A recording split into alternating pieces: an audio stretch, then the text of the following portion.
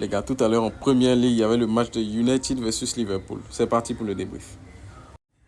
La composition de l'équipe de United, Onana dans les buts, Wan-Bissaka, Maguire, Kambwala, le jeune défenseur français de 19 ans qui faisait sa première titularisation cette saison en première ligue et contre Liverpool, donc gros test pour lui.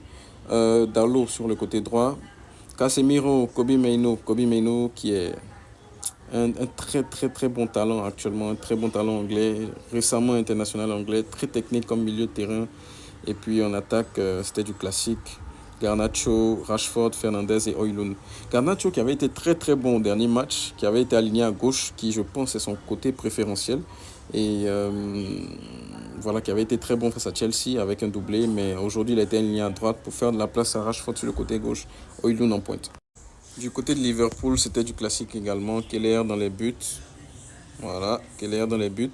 Qui est aligné depuis la blessure d'Alisson. Van Dijk et Kwanza, le défenseur anglais qui joue avec Van Dijk depuis la blessure de Konaté. Connor Bradley à droite. Robertson à gauche qui a fait un excellent match, on va en reparler. Au milieu, Endo, Soboslai, McAllister, du classique. McAllister lui aussi très très bon depuis le début de l'année 2024. Franchement, Darwin Nunez, Salah et Luis Diaz. Luis Diaz, excellent aujourd'hui. Il y a une raison pour laquelle les notes de Darwin Nunez et Salah sont aussi faibles. On va en parler tout à l'heure. Alors, on va commencer par la première mi-temps. Première mi-temps largement dominée par Liverpool. Il n'y avait pas de match, il n'y avait pas de débat. Liverpool a commencé très très haut déjà, alors qu'ils sont à l'extérieur, mais eux, vous le connaissez, ça leur dit absolument rien. Pressing très très haut sur l'équipe de Manchester United, qui avait du mal à respirer, comme on pouvait s'y attendre. Mais United, on connaît, on sait que c'est une équipe qui aime bien c'est-à-dire qui aime bien les contre-attaques, qui aime bien le jeu en transition défensive-offensive, avec un archer comme Bruno Fernandes qui est toujours prêt à lancer ses flèches, qui sont Garnacho, qui était dans ce match, Garnacho et Rashford. Donc on sait que ça allait être pratiquement la configuration du match, ou du moins la plupart du match. Donc on était parti sur ça, avec Liverpool qui était extrêmement dominant. Des occasions pour Salah, des occasions pour Darwin Nunez, mais qui ont été vraiment très très peu précis. Liverpool finit la première mi-temps avec 15 tirs. 15 tirs. Voilà, 15 tirs à 0. Voilà, c'est extraordinaire. Et c'était extrêmement pauvre du côté du United, parce que comme vous le voyez, bon, ils n'ont pas existé. Ils n'ont pas existé. Liverpool ne mène que 1-0 au terme de la première mi-temps, avec ce but sur coup de pied arrêté de Luis Diaz. Très beau coup de pied arrêté, frappé, et la déviation de Darwin Nunez, très belle déviation. Kobe Mainoo au pressing de Luis Diaz sur le premier but. Si vous faites attention, il est au pressing de Luis Diaz sur le premier but. Mais il le laisse partir, il ne sait pas qu'est-ce qu'il veut faire et tout. Donc Luis Diaz s'échappe.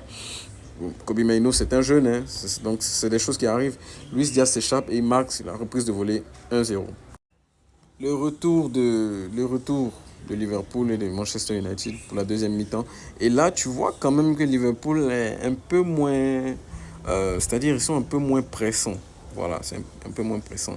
Pour ceux qui ont regardé le match de Liverpool, de United face à Liverpool en Cup, où United a battu Liverpool 4-3, c'était à peu près pareil. Tu sens que Liverpool lève un peu le pied, tout ça. Et donc, du coup, tu as un peu cette suffisance-là qui s'installe dans l'équipe de Liverpool, se disant qu'ils maîtrisent le match, se disant qu'ils sont largement supérieurs. Et c'est vrai, ils sont largement supérieurs. Mais quand tu aimes le foot, quand tu regardes le foot, si ça fait longtemps que tu regardes le foot, tu sais qu'il ne faut jamais faire cette erreur-là. Même si tu joues contre le dernier du championnat, surtout en première ligue, il faut toujours être concentré. Et là, l'erreur arrive. T'as Kwanza qui fait cette erreur terrible, tu vois, qui veut faire une passe dans l'axe à Van Dijk, mais il ne regarde même pas le positionnement de Van Dijk avant la passe. Si tu regardes bien, tu vois que Van Dijk est vraiment loin de où la passe de Kwanza est faite. Donc Bruno Fernandes intercepte, et tu connais le talent de Bruno Fernandes, tu connais son pied droit magique, tu connais sa qualité de frappe. Il frappe de loin, de là où il récupère le ballon là, et ça lobe Keller qui était naturellement avancé. Avancé, c'est pas sa faute, parce que Liverpool, on sait qu'il joue haut, donc on sait que le gardien est très important dans le football moderne, histoire de garder cette possession-là, d'avoir un joueur de champ, tu vois, un joueur de champ supplémentaire.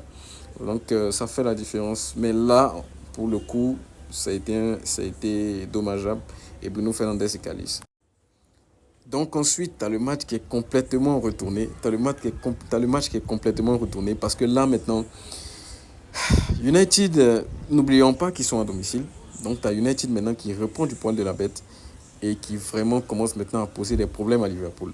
Liverpool qui s'attendait vraiment pas à ça. C'est un but qui leur donne un coup de marteau.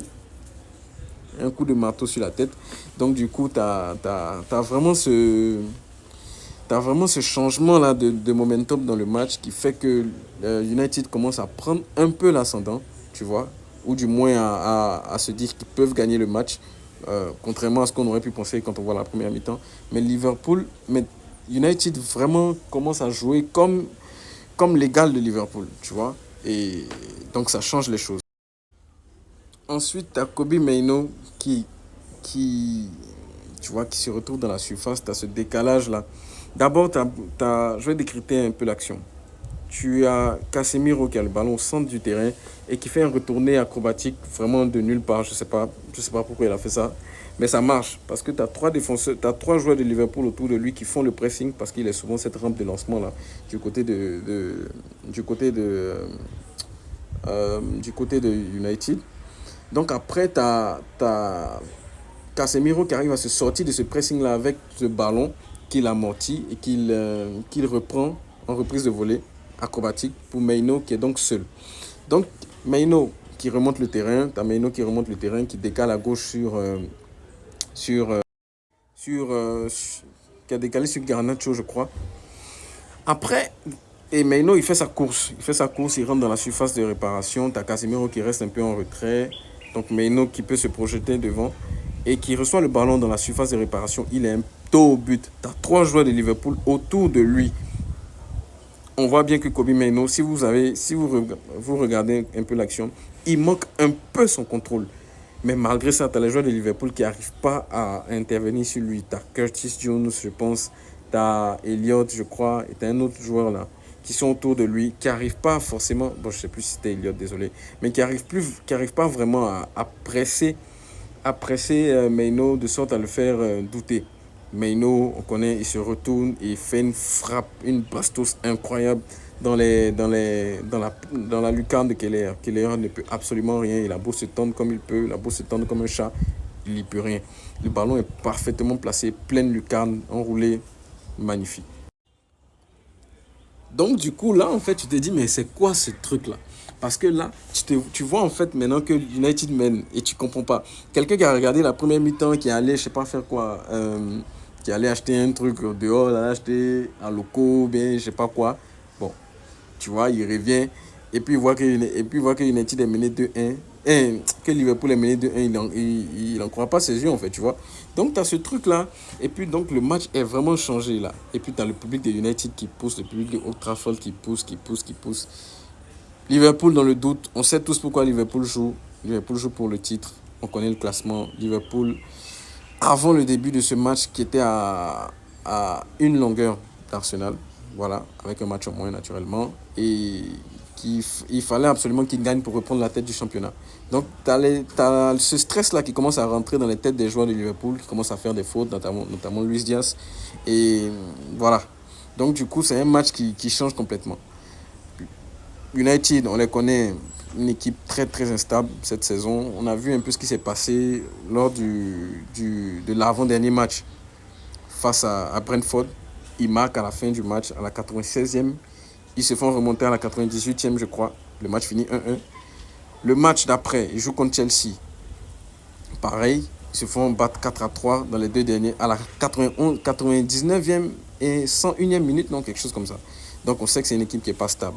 Donc voilà, après tu as Liverpool qui revient sur un penalty de Mo Salah, mais il semble like a defeat. Ça allait d'être une défaite pour Liverpool. Voilà, donc ils ne s'attendaient vraiment pas à ça. Donc c'est dommage, mauvais coup pour Liverpool. La mauvaise opération du week-end, c'est pour Liverpool. Après que City et Arsenal aient gagné. Les gars, la lutte pour le titre va être passionnante. On voit qu'il reste 7 matchs. Arsenal premier, 71 points, premier à la différence de but. Liverpool deuxième, 71 points. City troisième, 70 points. Avec 7 matchs à jouer, ça va être passionnant. J'espère que vous avez aimé le débrief. Salut, commentez, likez.